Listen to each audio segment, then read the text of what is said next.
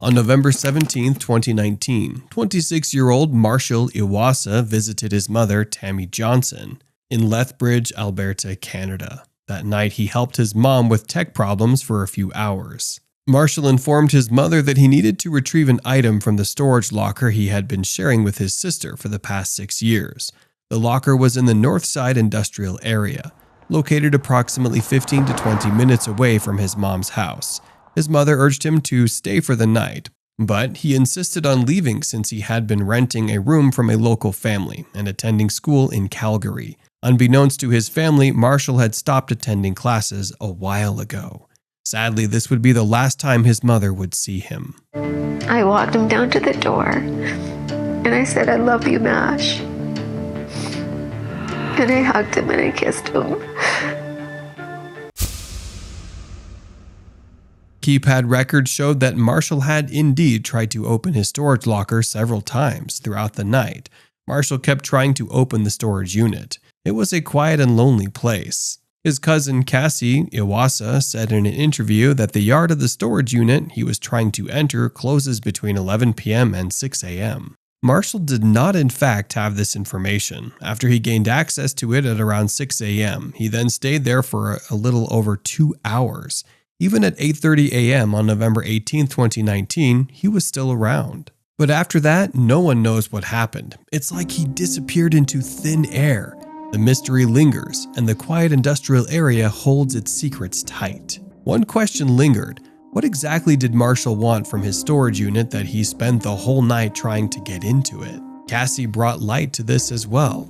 So he needed a box for a piece of his computer. So he built his own computer. He was a computer guy. That's what he was originally going to school for. And he needed to send a piece away because his computer was broken.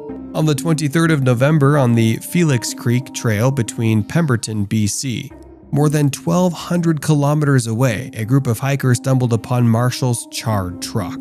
Hard to know what exactly we thought. I mean, there was a lot of confusion at first, trying to understand what we were looking at, and then a little bit of, worry as to the fact that we're seeing passports and smashed cell phones. And the vehicle was found in a heavily wooded area near the trailhead leading to the Brian Waddington hut. James M. Stark, one of the hikers, shared the first few pictures of the truck and his statement on the South Coast Touring Facebook group on November 26, 2019. Had a crazy experience this weekend trying to get to the Brian Waddington hut. We took the 4x4 trail all the way to the trailhead, and when we arrived, we came onto quite the scene. There was a burnt-out pickup truck that smelled very fresh. In addition, there were possessions thrown all over the area, including 2 passports, 3 smashed cell phones, a smashed laptop, ID cards, toiletry bags, and clothing. It felt like a crime scene and had a very eerie feeling. We turned around and left, deciding not to hike to the hut,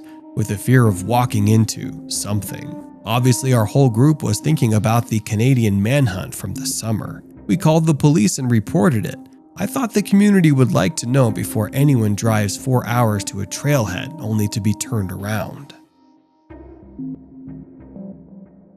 Marshal's mother and sister were in Hawaii when they received a call on November 26 from BC RCMP, British Columbia Royal Canadian Military Police, asking if they knew where Marshal was. They were told that his truck had been found in a remote area of Pemberton, BC. Police didn't elaborate on the circumstances. I didn't realize how crazy it was, how it was like burnt out, and I don't think I imagined that, but we definitely knew it was weird for his truck to be there without him there. Paige Fogan, the sister, initially thought that Marshal's truck had been stolen, and that Marshal would probably find out soon. Once I got the call, I ended up calling my cousins and Marshal's friends and asking if any of them had talked to him, she said, asking if they knew where he was. Lethbridge is pretty small, said Fogan. Marshal's family in Lethbridge immediately began searching for him there. No one could track down Marshal, nor could they locate anyone who had recently communicated with him. In a bid to gather information and assistance, Marshal's family swiftly took to social media. Within 3 days, the Find Marshal Iwaasa Facebook page materialized, becoming a virtual hub for concerned individuals. The group now boasts over 12,400 members. Then began the speculation. You have to fill up gas if you're driving that truck. So what's to say it was Marshall driving that truck up there, said Paige Fogan. Weirdly enough, the entire steering wheel compartment was missing from the truck. We confirmed that RCMP did not take it, so it was always missing, said Fogan. There have been enough instances where authorities were able to extract crucial DNA evidence from various samples left on a steering wheel, and this has led to a lot of cold cases being cracked as well. One such example was that of Danny Ross Giles, a convicted who emerged as a key suspect in the 1995 murder of Patty Berry and the simultaneous disappearance of Tracy Brazel. Investigator Jim Scharf conducted several forensic tests that revealed a potential link between Giles and Berry. Allegedly, Giles' DNA was discovered mixed with Berry's on the steering wheel of her car, reigniting the investigation into the long-standing and haunting case, which ultimately resulted in Giles' arrest. So, it wouldn't be wrong to say that whoever committed a crime would have tried to hide it. But if this was actually a homicide case, wouldn't the killer have wanted to burn all the evidence alongside the truck? So why then were all of Marshall's belongings scattered around the crime scene? The details became even creepier as the days went by. The photos taken by the hikers and those taken by the RCMP had a lot of differences. Marshall's brother-in-law described the differences in a TV interview.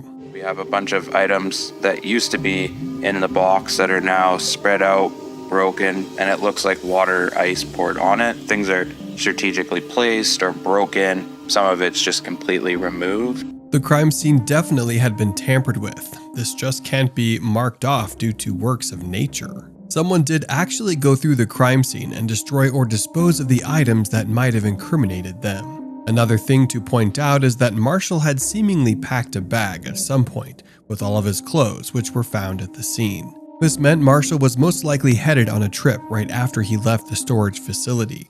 Marshall was known to keep his truck rather organized. Additionally, there were quite a few items that were never located on the crime scene, which included his phone, laptop, camping bag, and his wallet. But the biggest mystery was that Marshall's car was 14 hours away from Lethbridge, and for the whole route, none of the CCTV cameras had any footage remaining of the incident, as after 7 days, all footage is automatically wiped. There are no pictures or proof that Marshall traveled to Pemberton. Also, when looking at his financial records, it shows he didn't buy gas along the way or make any purchases anywhere else. This raises the question, who drove Marshall's truck to Pemberton? Was this an abduction? The RCMP preserved the items, but nothing was tested. We don't know whose DNA is up there. We don't know whose fingerprints are up there. They just have the items, but they aren't running them, said Fogan.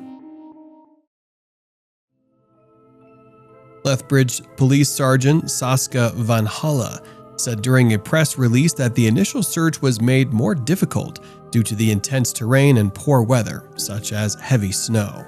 After that, the LPS along with BC RCMP carried out an exhaustive search of the remote and mountainous area where Iwaasa's vehicle was found, approximately 50 kilometers north of Pemberton. RCMP in British Columbia were the ones that conducted all of the ground search. They did everything. They did an underwater search because there was a small creek. They did helicopters and dogs and ground search for multiple days. I think it was like 5 or 7 days. The Pemberton RCMP were the ones that conducted that. Afterwards, the LPS had this to say.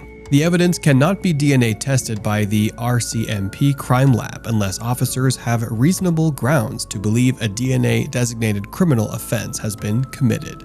At this time, no such evidence or grounds exist. Authorities told the Border about Marshall going missing, and they checked, finding out that he hadn't entered the US legally. They also looked into pawn shops in Canada, but nothing was found. Even with searches by Marshall's family, BC RCMP, and private investigators, there was still no trace of him or his things. On December 4, 2019, BC RCMP said they had to stop looking because of melting snow. I'm not a police officer, so I don't know how it works. But I do know that he is trying, and it's ongoing investigation, so they're not going to give out details, and they shouldn't. Several details and information regarding the case have been kept secret from Marshall's family, and that's all because of a Missing Person Act, which doesn't even allow the police or the family to access it. In Canada, it's a Missing Persons Act, that is limited. It's made it impossible for Paige and I to get any information, and it makes it difficult for even the police to get information. The investigation then moved to Lethbridge Police Service. On May 22, 2020, they used cadaver dogs to search the truck site and around it, but found nothing. Another big search in BC started on June 24th with Lethbridge Police Pemberton RCMP and 15 search and rescue people. They used a helicopter and vehicles, and ground searches were done by RCMP private investigators and Canadian Search and Disaster Dogs Association members. Another very questionable bit by the police was when they ignored the fact that the items at the crime scene did not belong to Marshall. There are items up there that I've identified that are not Marshall's, and so that's frustrating, for us to hear that they don't believe anyone else was up there, because there are items that are definitely not Marshall's that were at the scene. Marshall's sister, Paige Fogan, visited Marshall's house in Calgary. She discovered that Marshall's Xbox and PlayStation were still there, and realized that the consoles found at the scene did not belong to Marshall. Marshall's family was well aware that he loved to hike, but he was not necessarily a solo hiker, which meant that Marshall would not have gone to the trail on his own accord. And all of the hikes that he's done, he usually goes with friends and family. Right. Like, he's never really done these hikes on his own, so he's not like a solo hiker. Every detail surrounding Marshall's disappearance is suspicious, but the gas situation raises eyebrows. Despite media coverage, there's no record of Marshall, and with his distinct appearance and truck stopping for gas along the way, Fogan, Marshall's sister, finds this lack of information concerning, stating it should be enough for the police to consider it a criminal case. Marshall's family has also had to deal with frustrating theories of what might have happened to him.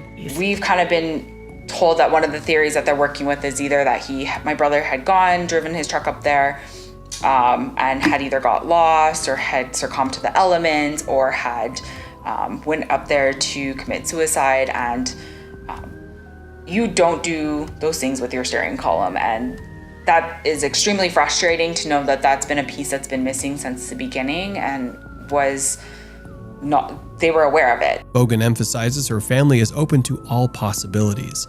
During the initial search weeks, mild weather prompted worries about Marshall being exposed to the elements. Fogan considered scenarios involving hypothermia and wildlife, but was told that in the first few nights, he could have survived despite discomfort. Lethbridge ranked number 1 in Canada on Crime's Severity Index in 2021, while other reports claim that Lethbridge had the highest rate of opioid-related offenses in 2021, at 124 per 100,000 population. So it's not off the table that Marshall might have been a victim of a criminal offense. Most of the crimes affecting Lethbridge included fraud and drug offenses, as well as burglaries, trafficking, and manufacture of illegal substances. Is it possible that Marshall found himself tangled up with the criminal element in the area? Marshall's family had initially wished to visit the site sooner, but were advised to wait until the police concluded their search.